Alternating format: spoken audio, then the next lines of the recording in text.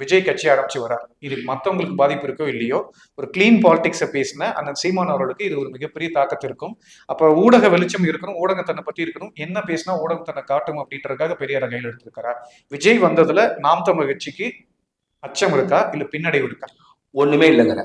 கமலஹாசன் வந்தார், நாம் தமிழ் கட்சிக்கு பின்னடைவா, கமலஹாசனுக்கு பின்னடைவா? கமலஹாசனோட கட்சி அமைப்புன்றது வேற, விஜய் வந்து 10-15 வருஷமாவே அமைப்பு கட்டி இருக்கு. இருக்கட்டுங்க. எவ்வளவு பெரிய ரசிக கூட்டம் வந்தாலும் தத்துவத்தின் முன்னாடி எந்த வேறு ரசிக கூட்டம் நிக்காது. நாம் தமிழரும் நாம் தமிழரோடு நிக்கிற உறவுகளும் நாம் தமிழர் தம்பிகளும் அண்ணன் சீமானும் ஒரு தத்துவத்தின் பின்னால் நிக்கிறாங்க.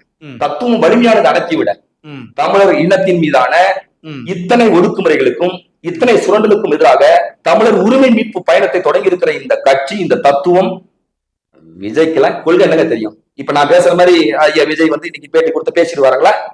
ஏங்க நீங்களே சிரிச்சிருவீங்க சொன்னா.